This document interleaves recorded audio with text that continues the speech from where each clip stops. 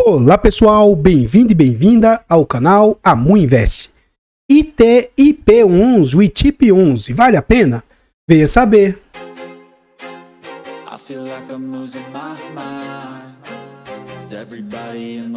Então pessoal, esse é um fundo imobiliário de papel, ele é um FOF, um fundo que compra cotas de outros fundos, um fundo a fundos. Na data em que eu gravo o vídeo, ele está sendo negociado ali a R$ 71,66. Ele entregou de dividendo nos últimos 12 meses, 11,64%. Ele está sendo negociado praticamente no seu preço justo, a um PVP de 0,99. Isso significa que ele está com 1% de desconto. Mas aqui existe algo que se chama de duplo desconto, porque os ativos nos quais esse fundo investe também estão descontados. Então, apesar de hoje ele estar no seu VP, esse é um fundo que vale próximo de R$100. Então ele está sim descontado, tá? Comprando esse patamar, você vai estar comprando um portfólio mais barato.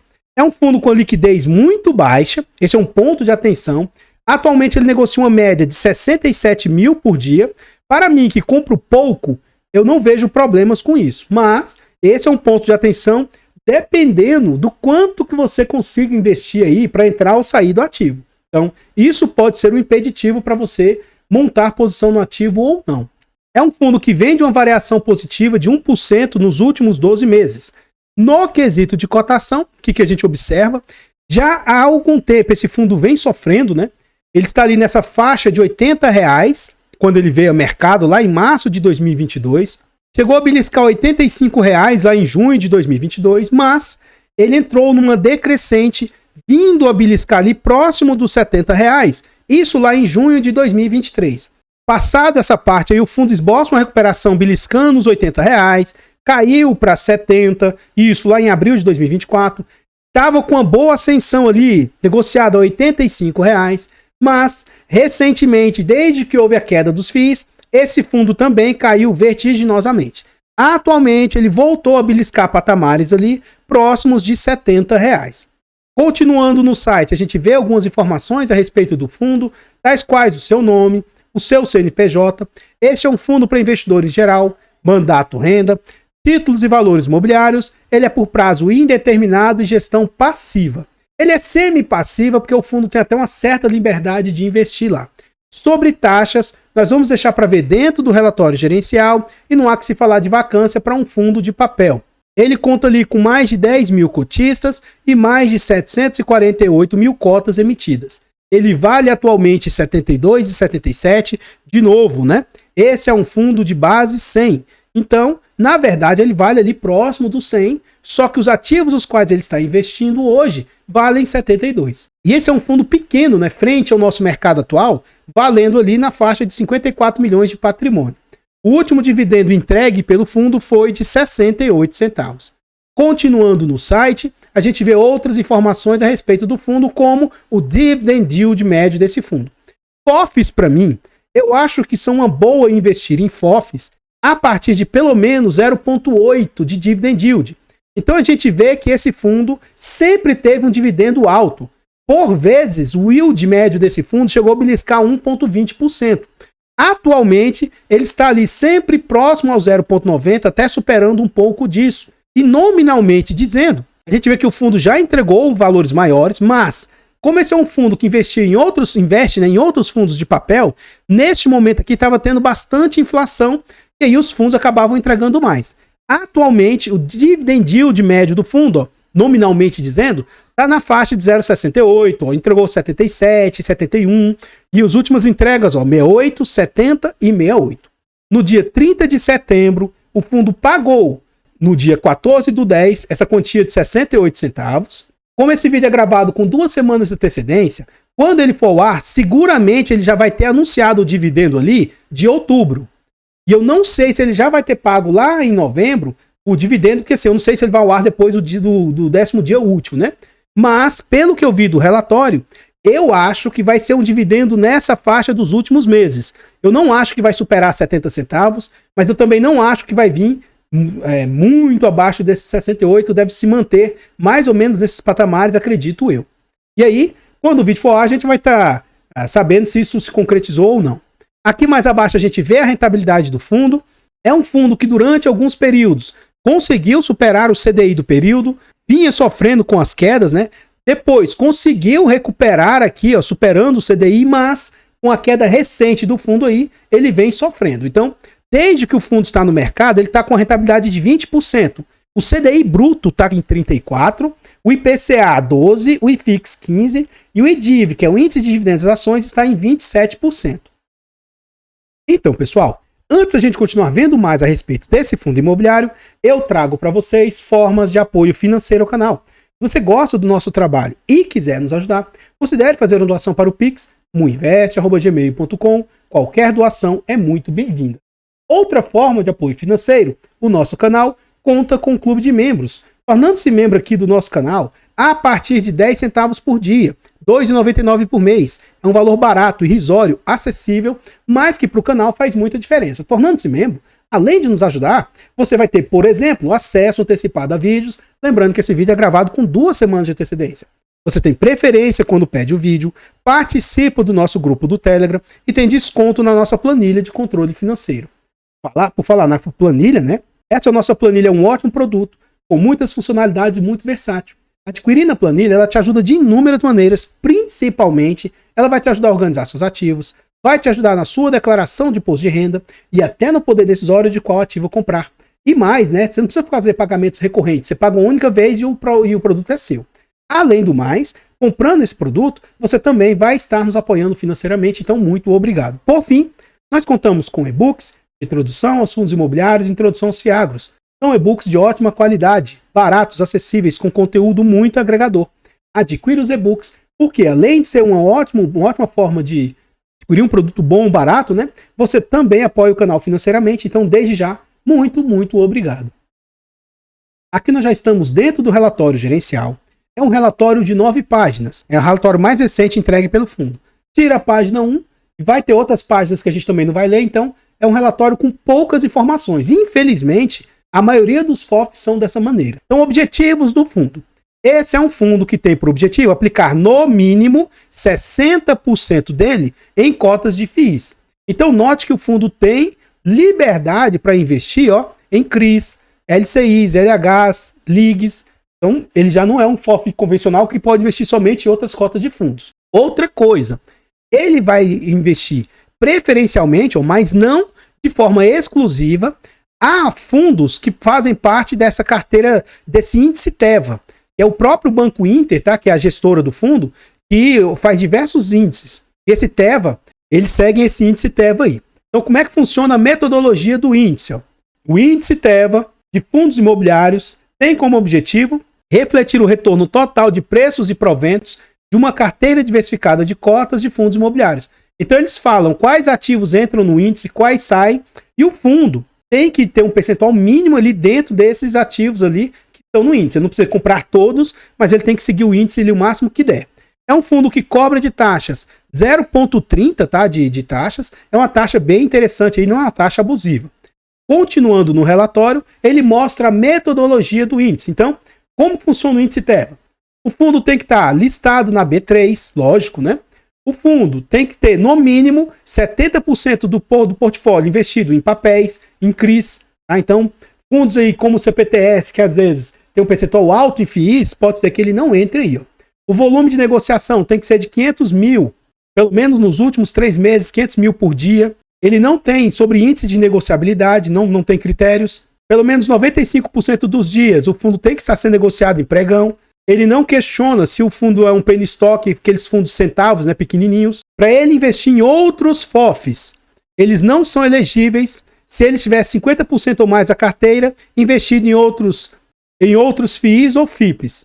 Fundos monoativos não são elegíveis. Prazo, não são elegíveis fundos de prazo determinado.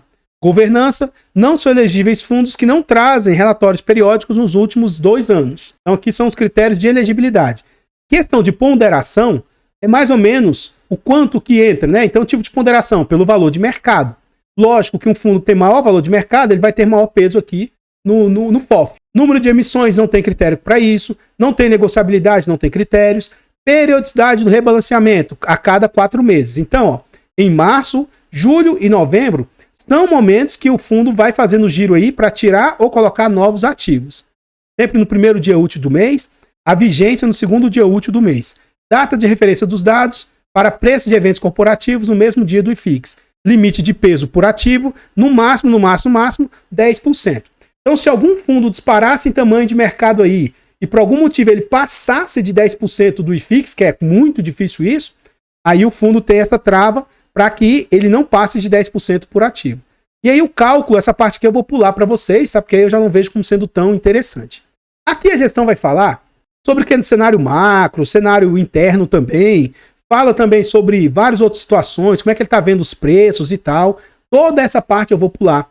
Mas eu sugiro que se você quiser investir nesse ativo, leia, porque você vai estar tentando entender a cabeça da gestão, para que lado que vai e coisas nesse sentido.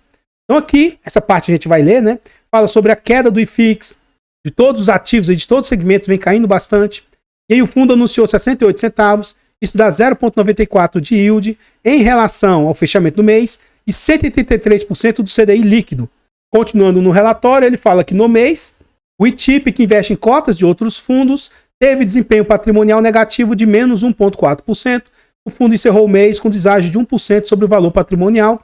Então a gente vê que quando os outros ativos que ele investe caem, isso impacta aqui também o fundo, né? Enfim. Então, pessoal, antes a gente continuar vendo mais a respeito desse fundo imobiliário, eu trago para vocês formas de apoio gratuito ao canal. Se você não quer ou não pode nos apoiar de forma financeira, nos apoie de forma gratuita. Basta aqui nesse vídeo você deixar o like, comentar, compartilhar, se inscrever no nosso canal e ativar o sino. Tudo isso é de graça, mas pra gente faz muita diferença. Nós estamos tentando aí chegar a 20 mil inscritos. Se inscreva no canal e nos ajude a chegar a essa marca. Comenta aí pra nós. E aí? Você tem esse fundo? Você já tinha? Você conhece? Você gosta de investir em FOFs? Comenta aí pra nós, que seu comentário é muito importante. Eu, particularmente, tenho alguns segmentos de fundos imobiliários que eu prefiro não investir. Setor bancário, setor educacional, de hospital, desenvolvimento, hotéis, enfim. FOFs também é um desses segmentos que eu não gosto de investir. Mas, excepcionalmente, eu estou investindo em FOFs. FOFs é o único segmento do meu portfólio que em algum momento eles vão sair.